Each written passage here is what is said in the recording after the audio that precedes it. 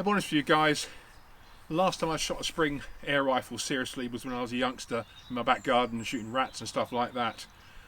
And as soon as I found firearms, air guns just lost all interest for me.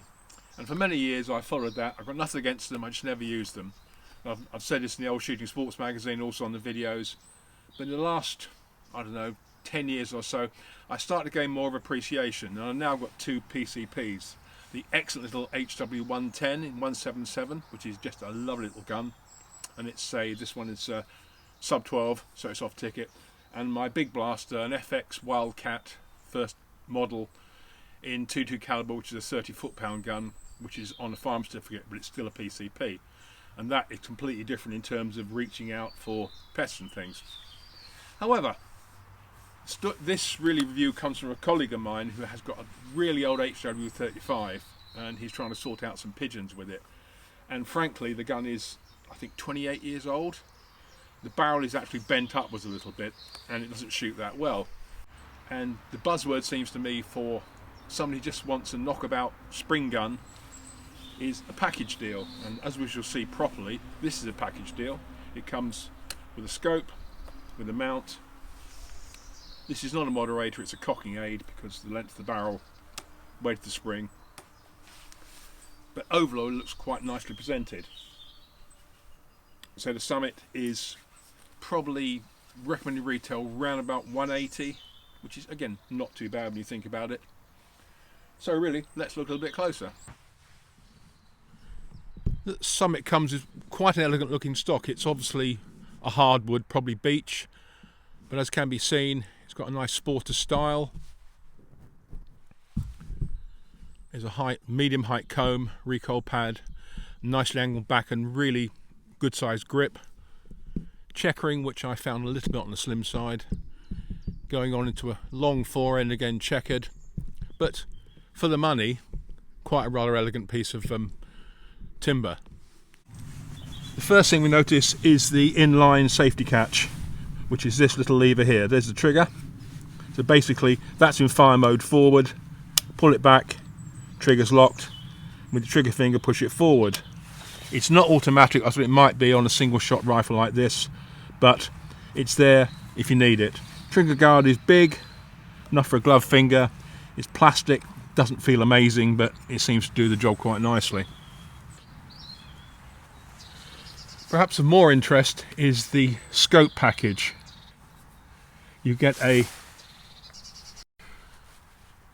3-9 by 50 with an adjustable objective, you can see here, like so. So you can dial in your little air gun that's quite useful, you can dial in your distance. And it comes with open turrets, as in there's no cover caps for them. And the corrections are reasonably stiff, but I always worry about scope caps that haven't got covers because it can be possible in certain situations to move them without realising. The other thing it comes with is a one-piece mount, obviously very much inspired by sort of sports match designs, and it has a recoil stud at the back. So basically this slides on, there's a number of holes drilled into the top of the air cylinder at the back, and you can put the stud into each one, and what it does with all the spring going forward and the piston going forward and coming back, there's a lot of recoil forces. And wiser people than me say if you're going to shoot a spring and a bit of scope on, then you need some sort of system with a recoil block in it. But when you think about the scope, it's got a dual X reticle, it's quite crisp. The parallax control seems to snap it in and out of focus quite nicely, and it comes with the obligatory coloured scope covers. At the risk of teaching you to suck eggs, if you're new to this sort of thing with a scope, when you put this plastic cover on, it's great for stopping the rain and gun, but when you look through it with this on, it completely distorts your image. So I would say do not shoot with this on. So it's a standard break barrel design. This is a cocking aid, which is quite nice. Just tap it and it breaks. It's got a reasonably good lock up. Down till it locks, snap it back up. Urethane seal looks good. Pallets seem to go in nicely, and there's a sort of looks to be a tiny chamfer at the chamber mouth, and everything goes in well. It locks up quite nicely, and it's not too arduous to cock, which is again the good thing about it. For the tests I used two brands of pellets. The RWS field line, which I use in my my Wildcat, which is great, and also Norinka Thor, which is more of a pointed, well, it is a pointed head rather than a dome head, and just really want to see what it does and how it shoots. Okay, shooting break barrel, not terribly exciting, but here we go. 2-4 lock-up's quite good. Just hit that to break it. Put it all the way back like so.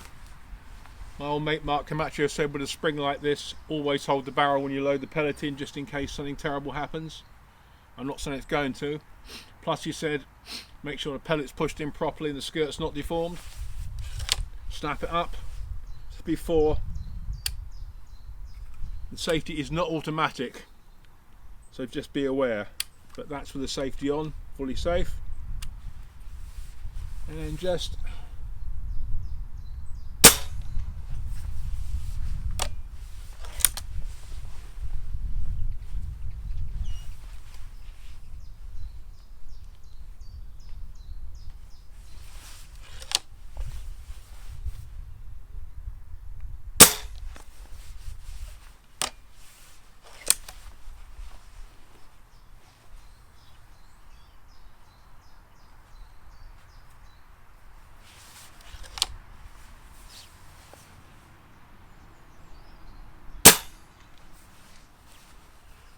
and that's pretty much it. Okay, what do I think? Well, this is all in all quite a nice package deal. Say they're about I've got a quote for about, I think, 180 or something like that from the importers, but I've seen them as low as 150, 160, and some maybe even edging up over that to near 200. So it's not a bad deal for what you get. The gun seems reasonably sound. I like the fact you get a scope mount with it, complete with a recoil arrestor, which is great. The scope is not too bad. I actually took this scope off and put another scope on, and there wasn't a huge amount of difference between the two in terms of group size. Bear in mind it hasn't got a moddy on, so it's reasonably noisy. So think about that. This is bonded on, you can't take it off. You'd have to cut it off and get the guns ready for a moddy, but it is really a cocking aid and it does certainly help. Stock's nice, okay, it's like beach, there's nothing wonderful about the material, but it's nicely presented, nice finish. Checkering is, it's too smooth, there's no grip there with the checkering at all, but it looks quite the part. Safety catch, as I said, is manual, think about that. I like safeties on all rifles, and this one is quite instinctive as it's inside the trigger guard. It's just sort of like this, up, push, bang, and you're there. The recoil pad locks the rifle in the shoulder. The real downside of this is the trigger. They say it's adjustable. I tried adjusting it and I made a slight difference, but it's not so much the brake. The brake's about 4 or 5 pounds and actually not too bad.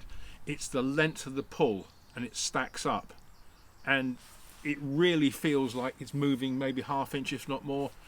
And I've been shooting this a couple of weeks now, playing with it, and I found that you get into like a way of not adjusting it, of actually using the trigger, where you start to understand the pull weight, how long you got to go back, and know when it's going to break. So you're on target and you feel it and feel it and feel it, and eventually you know it's going to go, so you can just actually tweak your aim at that moment. There's a couple of videos on the web talking about adjusting triggers, and there's ways and means of doing it, from replacing screws and all sorts of things, so that's quite nice. But the problem is, if this comes in a box at say 180 with a scope and everything, which is quite a bargain, then you've got to invest more money into some sort of trigger adjustment kit, which is a little bit vexing, but that's the way it is. I've got to say, it's well presented, feels nice, works well enough. Now we get down to accuracy, which is, like a lot of things, all down to the trigger. After a fair bit of mucking about, I've got using the RWS Superfields, which is 15.9 grain dome head. I was getting an average of 558 feet per second, which gave me 10 foot-pounds of energy, with a group of 0.765 inches. that I hasten to add is off the bench, off a bag, which I thought wasn't too bad at all. Narinka Thor. Now, try as I might, I couldn't find a weight for these pellets anywhere, and I think they're old pellets, no longer in use, certainly in 2.2. So I sort of did a bit of looking. I compared the two pellets, and I would say that the Thor is slightly lighter, probably around about 13 grains or thereabouts, and they grouped at 1.386 inches, so definitely over the inch, and the average speed was 576 feet per second with a similar energy of 10 foot-pounds. So that's that. I mean, say I'm no expert air gunner, I'll be honest, and I could do with an air gun chrono and a few things like that, but shooting was at 25 yards, and I imagine you could push out a little bit further at sort of 10 foot-pounds or thereabouts. You could get the gun tweaked. Probably, you know, I was talking to Mark Camacho, my friend, a very knowledgeable air gun writer. He said, you know, sometimes, you know, you can get the gun stripped down and, should we say, tuned up, makes a hell of a difference.